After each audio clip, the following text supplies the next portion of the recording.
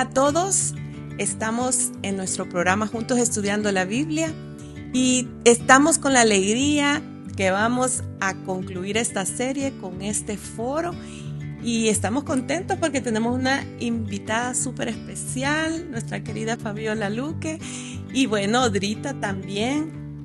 Acá estamos para dar respuesta a las preguntas que nos han hecho llegar y que son tan valiosas, tan importantes para nosotros. Bienvenida, Fabiola. Muchas gracias por esa invitación y ese recibimiento tan lindo, Margarita. Muchas gracias. Y gracias, Odra. No, para nosotros es un honor y un placer, Fabi, tenerla aquí con nosotros. Y vamos a estar dando respuestas a cada pregunta. Y realmente los estaba viendo y son bien interesantes. Vamos a tratar de darle respuestas de acuerdo a lo que la palabra de Dios nos dice.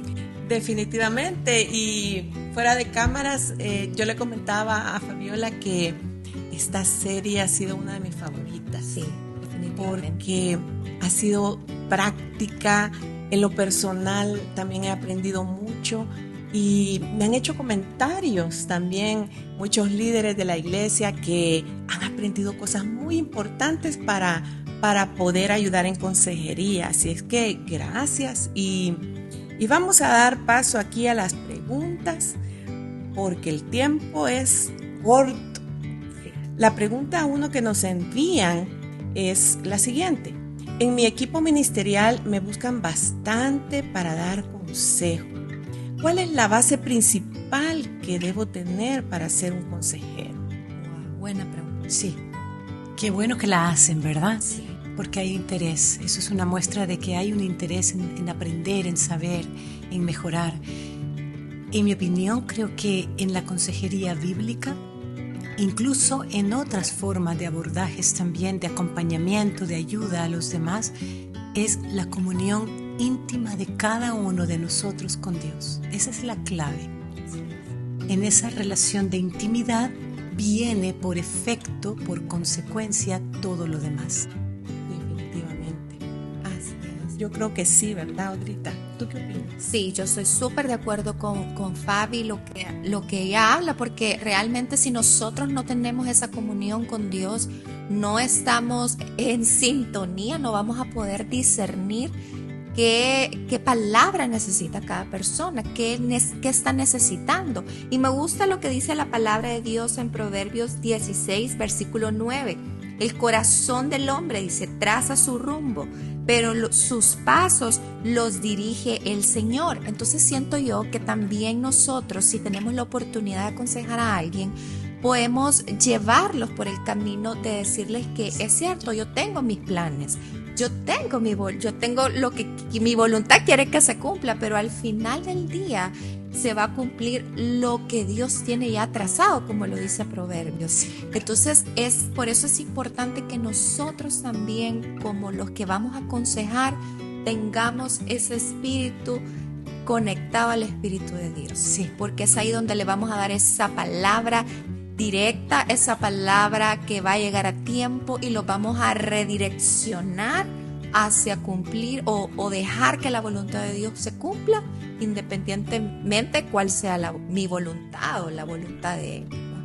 Y qué importante es eso, esa relación con el Señor, porque veíamos que como líderes, no solo en la iglesia, sino que puede ser en nuestro hogar, puede ser en el lugar de trabajo, las personas ven algo pueden ver en nosotros que dicen, esa persona me puede orientar y nos buscan por consejo, que es algo bien valioso. Y es importante esa relación con el Señor para estar preparados y poder realmente ayudar a la persona de la forma apropiada, ¿verdad? Porque no es solo decirle algo por lo que yo creo. Claro, porque en esa intimidad con Dios, tú recibes de Él. ¿Verdad? Lo que Odra leía de Proverbios es cuando nos disponemos a que en su presencia su Espíritu nos enseñe, nos revele, nos muestre y de esa manera nos permita ordenar nuestro camino y poder ser un testimonio de vida. ¿Verdad? ¿Qué es lo que viene después de si yo tengo esa intimidad con el Señor? Yo puedo entonces ser un testimonio para los demás Y por eso la gente muchas veces busca lo que tú decías, Margarita. Correcto, así es que para quien hizo esta pregunta, lo fundamental, lo que no puede faltar es nuestra intimidad con Dios. Vamos a la siguiente pregunta. En consejería muchas veces quieren que yo les diga qué hacer. Y eso me carga mucho. ¿Qué me recomienda? Primero, fíjense, si estamos cargadas, cuando estamos acompañando a otros, si eso nos carga, necesitamos revisar qué está pasando. Porque algo en nosotras no está bien. Algo en nosotras tiene que ser alineado delante del Señor, porque estamos tomando la vida de los demás como una responsabilidad nuestra y no lo es. Y por eso tendemos a quizás querer dar más allá de lo que es suficiente, de lo que es necesario para que un adulto reciba esa porción y luego asuma una responsabilidad de sí mismo o de sí misma, que eso es fundamental en un adulto. Y ese es un error muy grave también el que se puede cometer, que uno diga, es que mira, lo que tú tienes que hacer es grave error. Y acá lo está preguntando esa persona, dice, me preguntan qué hacer. Y quizás ese es el camino incorrecto. Así es. Sí. Y me gusta lo que dice en Jeremías capítulo 17, versículos 5, 7 y 9, que habla aquí donde dice que malditos son los que ponen su confianza en simples seres humanos, dice la NTV, que se apoyan en la fuerza humana y apartan el corazón del Señor. Pero benditos son los que confían en el Señor y han hecho que el Señor sea su esperanza y confianza. Y dicen los versículos posteriores que el corazón es engañoso. Así es. Es decir, que si yo animo a esta persona que esté dependiendo de mí, eso se llama codependencia. Sí. Porque codependencia primero entre la persona que está pidiendo consejería y yo que soy el consejero. Ambos se crea una codependencia. Entonces voy en contra de lo que Dios dice, porque soy humana. Somos humanos, podemos tener muchos errores. Yo puedo tener una idea de lo que la persona tiene que hacer. Pero al final del día, lo vimos en Proverbios, sí, que Dios es el único que sabe mis caminos. Entonces yo tengo que dirigir a la persona que confíe en el Señor. Entonces decirle, yo te puedo dar un consejo, pero quien sabe hacia dónde tú vas, sabe tu destino, sabe hacia dónde tú vas es Dios. Entonces Él puede darte la salida. Y son las personas mismas las que deben de decidir. Así es. A mí siempre me ha impactado en la Biblia cómo Dios dice, he puesto delante de ti la vida y la muerte. O sea, el Señor nos muestra los caminos y dice, si te vas por el camino de la vida, estas son las consecuencias. Y si te vas por el camino de la muerte, esta es la consecuencia. Y concluye diciendo, escoge tú.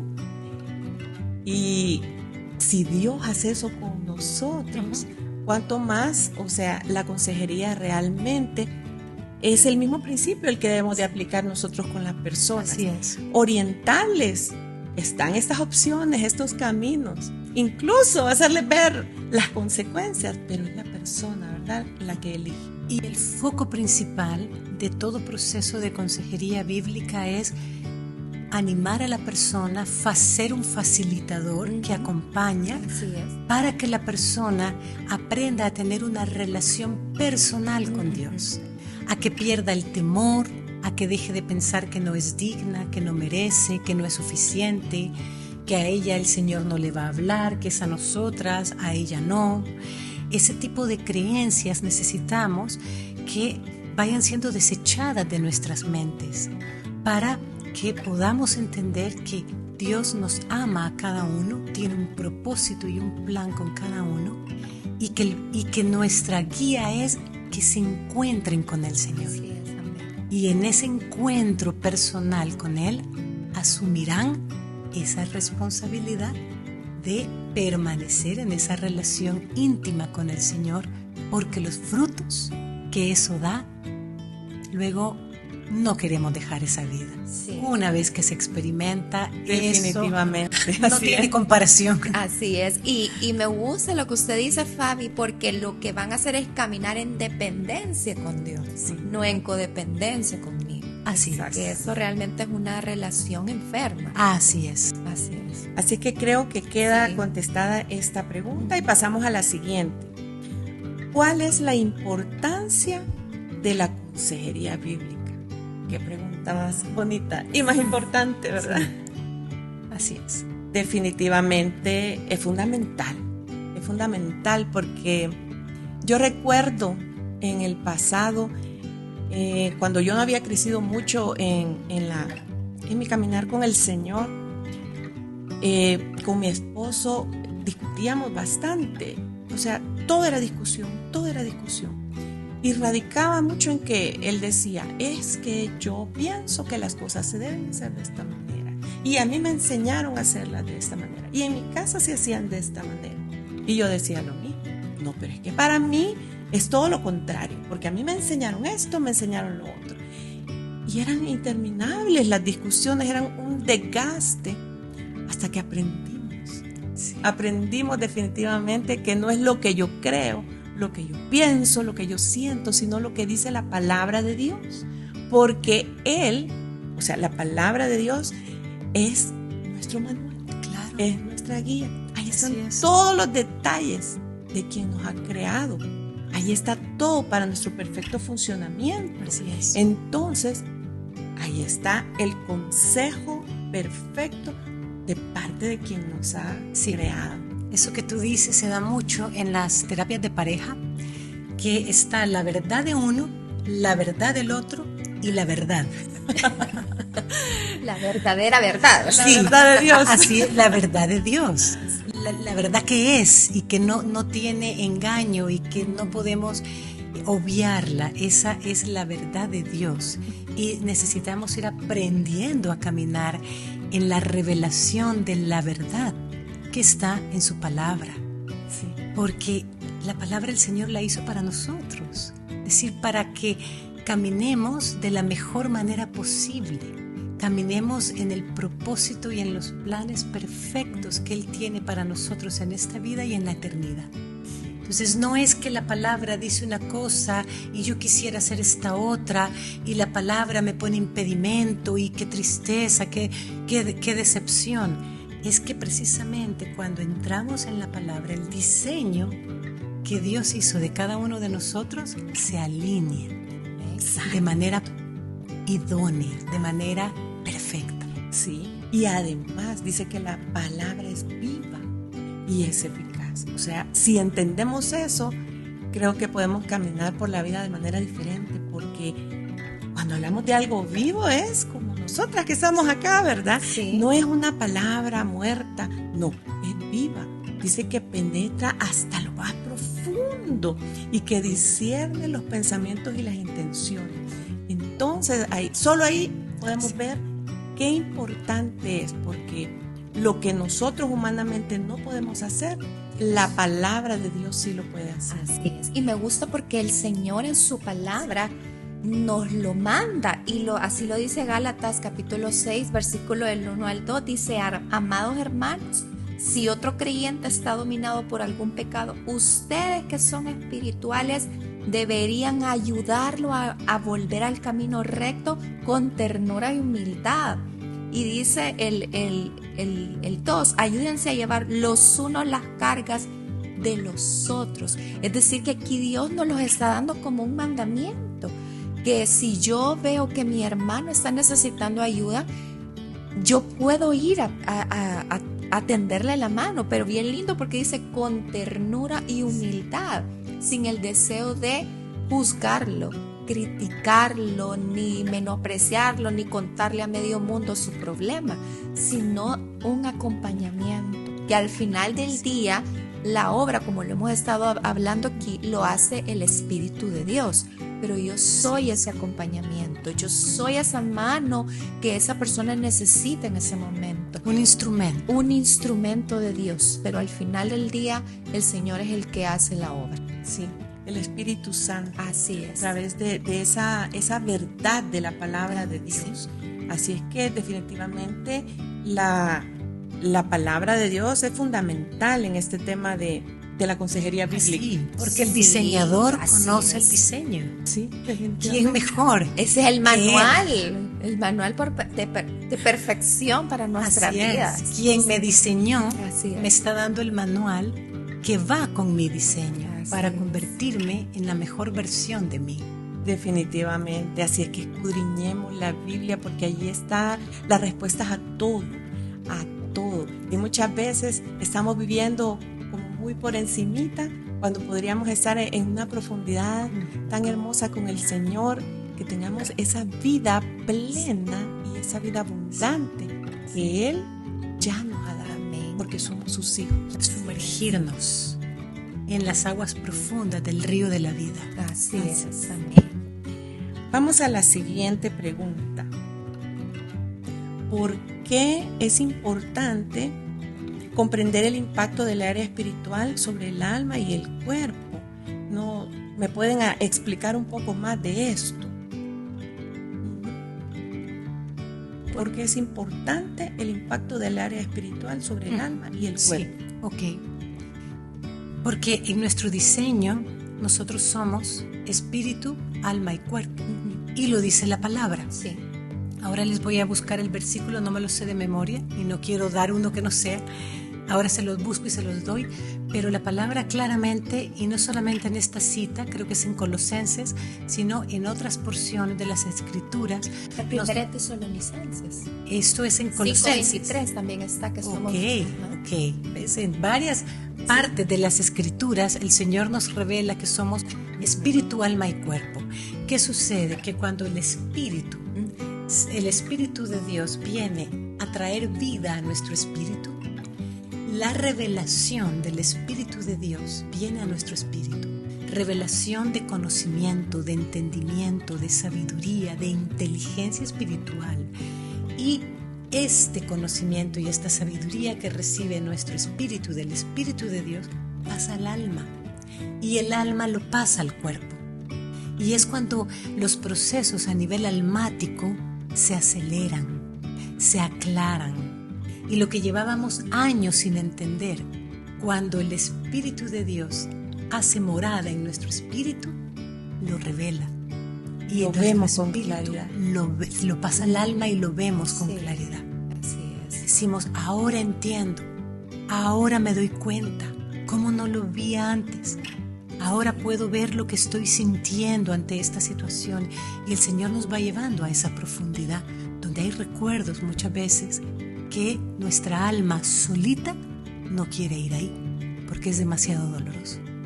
Así es. Por eso es que vemos que en los salmos, como David le escribía al alma, porque te abatas, oh alma mía, y te turba dentro de mí, pues me siento angustiado. Y le dice, alma mía, acuérdate de todos los beneficios que hemos recibido de parte de Dios.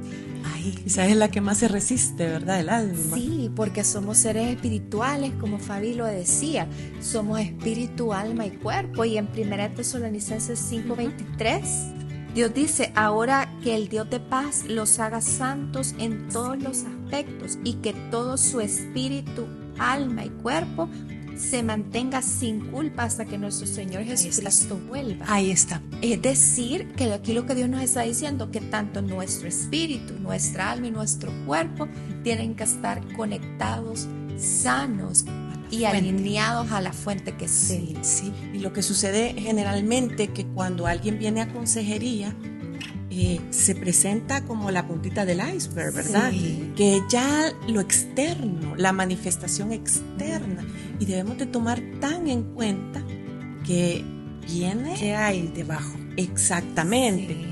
Sí. Y también considerar que esto a los seres humanos nos cuesta un poco. ¿En qué sentido? Bueno, porque nosotros vivimos prácticamente en el mundo de estos sentidos físicos. Claro. Lo que vemos con estos ojos naturales, lo que tocamos. Y con facilidad, eso lo identificamos inmediatamente. Lo que percibimos. Y creemos que esa es la verdadera realidad.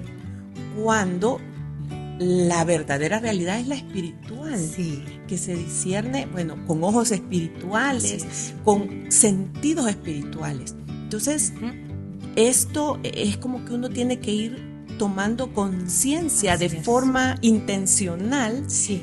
que en realidad, como decía una predicadora, somos espíritu que tiene alma y habita en el cuerpo. Así es. Entonces va así. Y muchas veces creemos que somos esto que vemos, que tocamos. Y no somos realmente eso. Hay algo por encima que es el espíritu, que tiene mayor autoridad y mayor poder que el alma. Y qué lindo cuando tú mencionabas el versículo del rey David en los Salmos, porque creo que ese es un ejemplo muy claro, muy explícito de cuando hemos entendido, el rey David había entendido que él tenía el Espíritu de Dios sobre su espíritu, y su espíritu entonces estaba sobre el alma y el alma por sobre el cuerpo. Porque ahí él estaba hablando desde su espíritu. ¿Verdad? Cuando le decimos a nuestra alma, alma, enfócate en lo que el Señor te ha hecho. Enfócate en sus milagros, en su poder. Mira lo que ha hecho por ti, lo va a seguir haciendo. Trae esas bendiciones al presente, mira con ellas el futuro. Pero eso es desde el espíritu, que recibe la inteligencia espiritual. Entonces el alma, al recibir esa revelación, cobra fuerzas, se anima. Sí. Y se refleja en el cuerpo. Así es. Sí, en la paz que sientes. Qué maravilloso. Podríamos hablar aquí por mucho tiempo de esto, Sí, realmente. es algo tan profundo realmente. Sí. Vamos a la siguiente pregunta. ¿Cuáles podrían ser ¿cómo puedo identificar si tengo mecanismos de defensa? Nos preguntan eso. Realmente los mecanismos de defensa son argumentos que uno levanta y me gusta como dice la palabra porque van en contra del conocimiento de Dios. Entonces cuando eso pasa, cuando hay argumentos que van en contra de la verdad de Dios, como yo explicaba en esa ocasión, que no puede estar la verdad de Dios y el mecanismo de defensa. Es decir, que si yo reconozco que tengo el mecanismo de defensa que viene desde una herida causada de mi niñez, entonces es algo que me está protegiendo para que nadie más me dañe, para que nadie más pueda abandonarme. Entonces no puede la verdad de Dios venir a tomar control de mi vida sin que yo le pida a Dios que Él pueda sanar mi corazón para que ese mecanismo de defensa sea destruido. Entonces es importante primero reconocer cuando yo tengo un mecanismo de defensa, es cuando puede ser que yo me manejo en depresión, cuando yo estoy airado, cuando yo estoy demasiado desesperanzado, o cuando yo intento ganarme el favor de otras personas, el cariño de otras personas. Entonces es ahí cuando yo puedo llegar y decir, ok, aquí hay algo malo en mí. Puede ser que yo estoy creando un argumento, como dice 2 Corintios 10:5, que va en contra de la verdad de Dios. Es algo que yo estoy creando para protegerme, pero en realidad me está haciendo daño. Estoy alejando a los demás de mí y estoy alejándome de la voluntad de Dios, del propósito de Dios, de la libertad de Dios. Y es ahí cuando yo necesito trabajar eso con el Señor, realmente. Y es el espíritu el que trae esa revelación al alma. Así es. Porque al alma le cuesta entender que puede estar practicando alguno u otro mecanismo de defensa, porque todos tenemos mecanismos de defensa y todos los practicamos en alguna medida o en alguna etapa de la vida más que en otra o en alguna área. Podemos protegernos más y levantar defensas en alguna área de nuestra vida y a lo mejor en otra no. Entonces es el Espíritu de Dios el que nos revela: aquí tú estás negando esto, aquí tú estás proyectándote en los demás. Sí. Porque ahí creo que se resumen mucho los mecanismos de defensa, en la negación y en la proyección. Entonces preguntarle al Señor, ¿verdad? Una vez que ya se tiene este conocimiento, que Audra lo explicó muy bien, una vez que ya tenemos este conocimiento, ok, Señor, ahora enséñame tú a poder entender desde tu espíritu, revélalo a mi espíritu, esa inteligencia espiritual de la que habla tu palabra, para que tu espíritu lo traiga a mi alma. Y mi alma entonces entienda que aquí yo me doy mis argumentos y yo aquí estoy racionalizando, intentando darle a esto una comprensión lógica que en realidad no tiene. Así es. Sí. Y de ahí radica la importancia de la relación con Dios. Sí. Porque sin esa relación con Dios no puede venir eso que tú explicas tan bien, que es que el Espíritu de Dios le revele a mi espíritu. No se puede lograr si no hay una relación personal con el Señor. Y pienso que ese es uno de los aspectos que cuando damos consejería nosotros debemos tener muy claro y debemos orientar a la persona a que la relación con Dios es fundamental. Sin eso difícilmente se va a caminar hacia una sanidad. Sí. Y también lo que decíamos al inicio de la palabra de Dios, conocer las verdades de Dios, porque cuando yo suelto algo que el enemigo me ha hecho creer a través, y esos mecanismos de defensa que yo he levantado, cuando yo los suelto, o sea, tiene que venir la verdad de Dios, hacer ese intercambio, A llenar el vacío de lo que vas a soltar. sí, porque esa verdad de Dios es la que va a crear algo diferente en mi vida. Es la que me va a transformar. Sí. Y eso así. No hay Así otra. es. Y alcanzamos la plenitud que Dios diseñó desde un principio para cada uno de nosotros. Qué lindo eso. Miren, 1 Corintios 2:10 respalda esto que tú acabas de decir. Dice, pero fue a nosotros a quienes Dios reveló estas cosas por medio de su Espíritu, pues su Espíritu investiga todo a fondo y nos muestra los secretos profundos de Dios. Sí. Y esa confianza que debemos de tener en el Señor, que Él es nuestro Padre, que Él nos ama y que al final todas esas cosas negativas que están en nuestro interior no son la verdad de Dios. Las ha sembrado un enemigo. Y la verdad de Dios es liberadora. Así es. Nos hace libres. Dios como es dice bueno. La Biblia, definitivamente. Vamos a la siguiente. Y tiene que ver también con los mecanismos de defensa. Dice, sé que tengo mecanismos de defensa, pero no quiero soltarlos. ¿Qué hago? Wow, sí. Realmente, como estuvimos hablando, cuando uno los identifica, eso es bueno. Me imagino que la persona ya los identificó. Lo que pasa es que a veces se hacen parte de nuestra vida. O uno los ve demasiado grande y uno dice, no los puedo vencer. O realmente es mi zona de confort. Pero como yo les decía antes, no podemos alcanzar la plenitud de Dios. No podemos alcanzar la libertad de Dios. Porque quieras o no, con esos mecanismos de defensa, por ejemplo, uno de ellos la negación, la proyección. Entonces, yo estoy viviendo situaciones difíciles, pero mi mecanismo es no, yo no lo estoy pasando. No, yo estoy bien, pero en mi interior yo estoy sufriendo. La proyección puede ser que no, yo no me acerco a tal persona porque yo le caigo mal, pero en realidad yo estoy sintiendo eso. Y Dios en su palabra nos ha prometido que Él ha venido para quitarnos eso, para quitarnos todos esos mecanismos, todo eso que nos ata a tener no una vida de libertad. Dice Lucas 4:18, esa es la versión NBI. El Espíritu del Señor está sobre mí, por cuanto me ha ungido para anunciar buenas noticias a los pobres.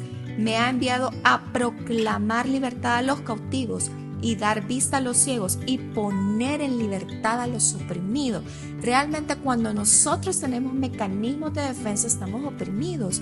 No podemos vivir en paz, no podemos vivir en libertad.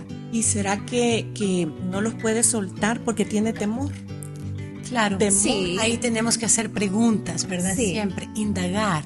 Por ejemplo, en este caso, ya ha dado un paso muy importante. Así es. Cuando nosotros reconocemos humildemente que tenemos algo y no lo podemos soltar o no queremos, ya es un paso. Ya inició su proceso Sí. de sanidad. Ahora es hacer preguntas, ¿verdad? No damos por hecho, sino preguntamos. ¿Por qué te cuesta soltar esos mecanismos? ¿Cuáles son primero? ¿Cuáles has identificado? ¿Y qué te suplen? ¿Verdad? Porque algo están cubriendo, algo están proveyendo, porque si no la persona no los usara. Entonces es preguntarle qué necesitas, que tú crees que ese mecanismo te lo suple. Porque ha tenido que darle algún sentido, ¿verdad? No, es que yo hago esto para protegerme porque la gente es mala o porque la gente me quiere hacer daño. ¿Y dónde aprendiste tú a pensar que la gente te quiere hacer daño? Sí. Y hay que tener fe, ¿verdad? Sí. Yo le diría a esta persona que hay que tener fe, que hay que creer en el Señor. La Biblia dice que seamos como niños. Sí. A un niño le decimos lo que le digamos, ¿verdad? Y lo cree. Y cree en su papá, cree en su mamá. Cree, no anda cuestionando. Uh-huh. Entonces, lo mismo tenemos que hacer con Dios. Sí. Creer, porque la fe es también un arma poderosa. Claro. Y en los tiempos de intimidad con Dios, porque esa es la herramienta número 1, ahí preguntarle, ¿verdad? Como una niña, como alguien que habla libremente con un padre bueno y le dice, Señor, ¿por qué hago esto? Revélame, porque mi alma ya topó, mi alma hasta aquí llega. Sí. Revélame en mi espíritu, a través de tu espíritu, ¿por qué hago esto? Así es. Y saber que con Dios podemos hablar de esa manera, porque cuando hay mecanismos de defensa creemos que pues nos cerramos, ¿verdad? Ponemos ese muro, pero entender que con nuestro papá, con Dios, nosotros podemos libremente hablar, como estamos hablando acá, derramarnos, o sea, en lo que verdaderamente sentimos, sin ninguna careta, sin ningún escudo, sin nada. Y el Señor nos va a dar respuesta, porque la palabra también dice que el que busca encuentra, que el que pide le será dado. Porque fíjense esto, nosotros nos proyectamos todo el tiempo. La proyección es algo que nosotros hacemos continuamente, el 99% del tiempo, siempre. Ahora, la diferencia es que cuando yo estoy bien con el Señor y Él va sanándome en ese proceso, caminando con Él, lo que yo proyecto es agradable, es bonito, es de paz. Carácter del Señor. Entonces yo lo proyecto, yo lo estoy reflejando a los demás y yo digo, qué linda Odra, qué linda Margarita, porque yo estoy proyectando eso. Porque el Señor habrá sanado o está sanando en mí lo que me impedía proyectarme de esta manera favorable. Bueno, chicas, el tiempo se nos ha terminado. No hemos No sentido. nos sentimos. Pudiéramos hablar aquí por horas y horas. Así es que démosles unas palabras de despedida sobre este tema de consejería a nuestra audiencia. Bueno, yo le diría que adelante, realmente es un tema extenso, no nos alcanzaría 4 programas para ver todo lo que en realidad queremos enseñarles, pero sí no darnos por vencidos. Realmente Dios nos ha elegido para que nosotros demos de lo que hemos recibido. Si estamos en un proceso de sanidad, todos necesitamos sanidad, pero que no desistamos, que sigamos, porque Dios es un Dios de liberación, de paz, y Él está listo para liberarnos, para darnos sus promesas y para darnos un futuro mejor a su lado, libre de cualquier atadura y opresión. Y lo que dice la palabra de Jesús, Él es consejero, príncipe de paz. Así que un acompañamiento humano puede durar un día, una hora, un tiempo, y es bueno que termine para no crear dependencias humanas, pero saber que nuestro proceso de vida hasta que nos vayamos con el Señor, Jesús es nuestro consejero, nuestro príncipe de paz. Así que tu proceso de consejería con el Señor no termina, a lo mejor apenas empieza. Así es, así que muchas bendiciones y les esperamos en la próxima. Bendiciones.